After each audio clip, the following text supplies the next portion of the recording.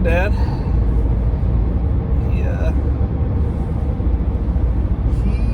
He was a tough man. But I think it was a lot to do with the drugs that he was taking. He put me in a lot of weird positions that you don't expect your family to put you in. I love my dad. I wouldn't change it for the world. Actually, I would. I would change a lot. But, I wouldn't change how things worked out because my stepdad, he's an awesome dude. And he treats my mom right, and I don't have to worry about anything. Though he does have his quirks, but he's a great guy. My new stepdad, my only stepdad, I could have asked for a better guy, for my mom to marry. My old dad, my biological father,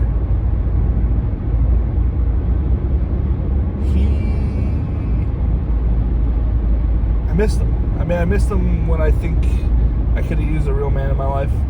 Not some prick who wants to tell me what to do and how to live my life. And tell me that I'm going to regret things. That was not what I needed to hear growing up. I did not need to hear I was going to regret making a certain decision or something like that. I needed somebody to be in my corner.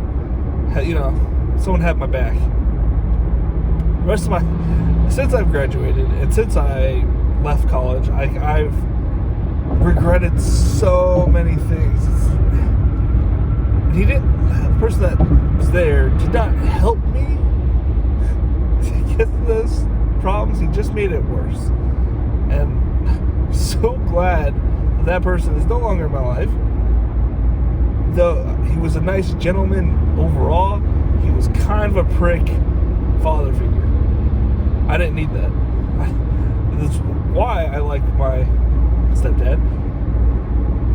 If you don't do it yourself, he's going to get it done. Or if you don't help or ask to help, he's just going to get it done. He does things and he gets it done. It's so nice to see that if I want to be, get his approval, I need to go help him without asking or without, sometimes I'm not good at noticing things, which he does, and then kind of rubs in my face that I didn't help him, but not in a bad way. It's I just need to get better at it. And him not getting on me about it, I have absolutely gotten better at doing things on my own, first of all. And secondly,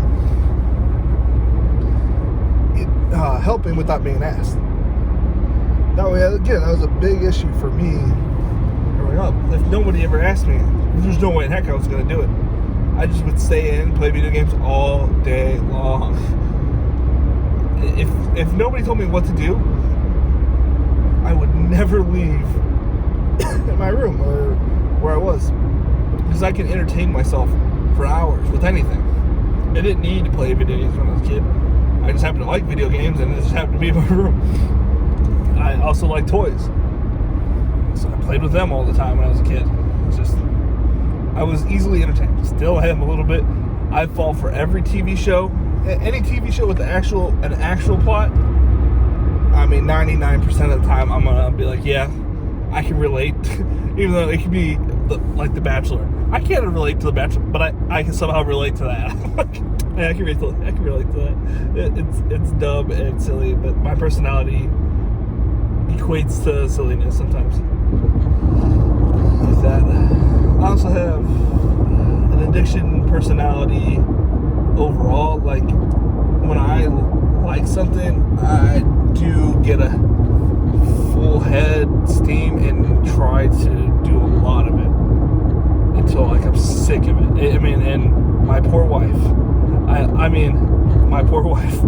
I love Andrew Yang, and I was out there supporting him, wearing all of his gear, all of his, his clothing, carrying around my Andrew Yang bucks, and talking to anybody that would listen to me about Andrew Yang.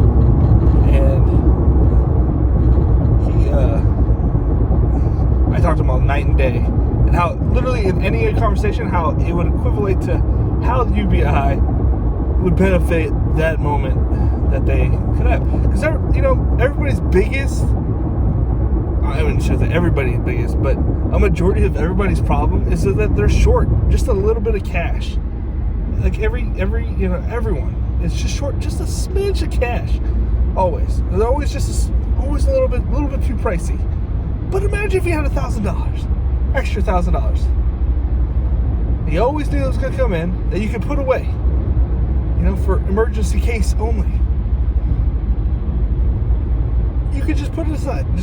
You could be living your life like usual and you just put away that $1,000. And whenever you needed it, boom, you have it. If you needed a little extra help every month on your rent or on your mortgage, boom. Using it as a safe fund. Like it's a floor. It's not meant to make anybody rich. Alright, it's my soapbox. Anyways, my poor wife has to listen to me talk about Andrew Yang. Though he just dropped out this past week, I'm still writing him in. Because the only person I would even think about would be Tulsi, but honestly, she doesn't really have a path to win, so I'm just going to go with my gut. My gut says go with Andrew Yang. Why not? He's the reason I'm registered to vote. Like, there's no other reason. I voted for Hillary, but not because I wanted to, because my best friend from grade school was constantly every day about Hillary. So I'm like, I got to take his opinion to heart. And then the more I found out about Hillary personally, not a fan. But, and I was a Bernie fan I was more on the Bernie side because of the $15 an hour. I mean, I was only making $7 an hour. Imagine making $15 an hour. It's literally double my payback in the day. Now I'm not the way he has all of his stuff set up is it immediately puts everybody in the middle class, I think. Also, you're gonna get a lot of people fired. You obviously not intentionally, but you are.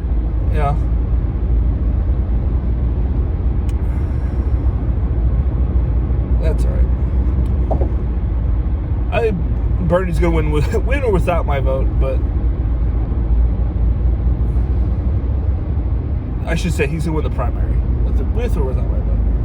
I don't think. I mean, Elizabeth Warren, if she would have just come out, had a middle class tax for her Medicare for all, boom, and said it, she's still in first place, hands down first place. But it's the fact that she waffled on that, I feel like that's what killed her. Pete Buttigieg, I'm not 100% sure how you say his name.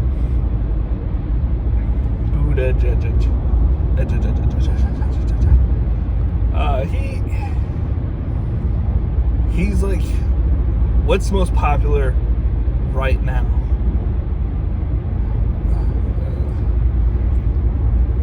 And I'm not a part of that. I'm not about that. What's popular? Because even he started to be on the universal basic income train, which I was like, okay, cool. But he hasn't really talked about it since that one clip I saw online.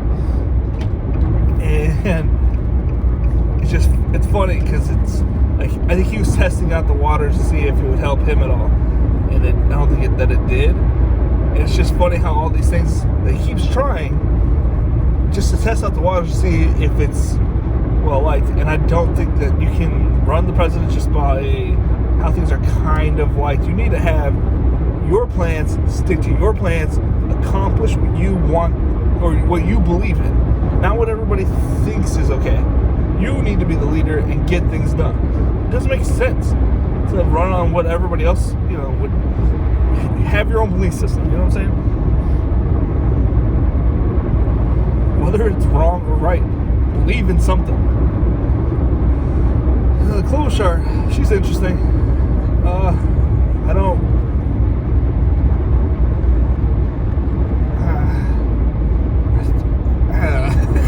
I just don't see what positive is going to come from her being president, I guess. She's got plans, I guess. I don't know, but these plans to me aren't game changing for anybody. She's cool. Like, she's got some really corny jokes I like. But do I think she could beat Trump? No. Do I think that she's gonna beat anybody? I mean, she'll come in a solid 3rd to 4th place. I think she's gonna beat Warren. But when it comes to that black vote, like, she ain't gonna get it.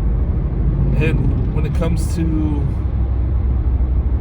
a lot of them, just the way she talks about her ex-boyfriends and ex-husbands, I don't know if they're ex-husbands, I think they're ex-boyfriends. It's like, what kind of man wants to vote for a woman that brings that up in a debate? I don't know. It's just a weird way to go about it, I guess. I don't know. Maybe I'm old-fashioned. Maybe I'm sexist. What else? Who else we got there? Bloomberg. Biden's out of it, by the way. I'm not talking about Biden. Bloomberg. Yeah, I'm actually interested in Bloomberg now. Like, I'm not interested as in I like him as a candidate. I'm just interested in him to see how he does. Because he's kind of killing it.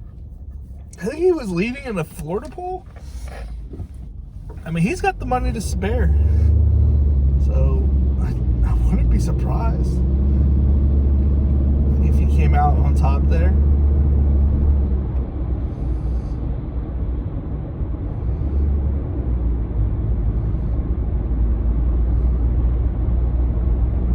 Is this guy gonna come over? What is he doing?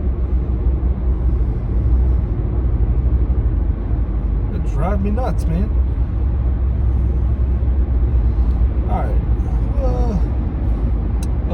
Bloomberg, yeah, he's just gonna run the airwaves. He's gonna make it tough for Bernie that if he doesn't win outright and get the amount of delegates, that superdelegates are gonna come in and try to bleep him over.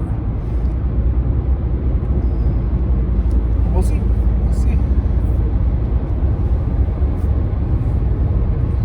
And then we go against Trump, and I just think that we all kind of get smoked by Trump. Okay, 2024 comes around. Bernie's a little tired. Maybe not even alive. Like, I ain't trying to put it out there, but he's old. I mean, people that old just die naturally. You know what I'm saying? And, yeah, so we'll see.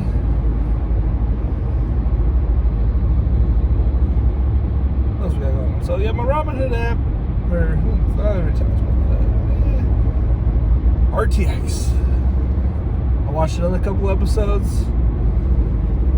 I think they've all have had Gavin in it, which is, I mean, pretty popular person to have on the podcast. Obviously, Gus has been in all of them, but it's just weird, you know. Damn, it's awful. I guess I just remember so many podcasts I used to listen to when I was not a kid, but 10 years ago, 10, 11 years ago, didn't have very many Gavin podcasts back in the day. It's crazy to think that I haven't really listened to the podcast in about 6 years. I'm still trying to figure out where I stopped listening.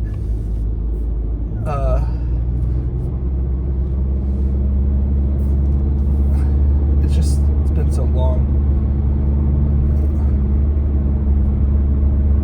Never thought I'd be part of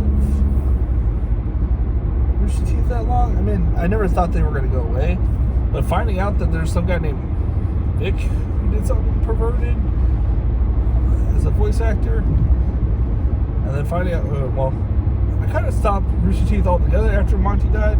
Not that he had like a big impact, I just remember that was kind of the time where I was like, that sucks. I really liked RVB. He was doing a lot of the good stuff for RVB.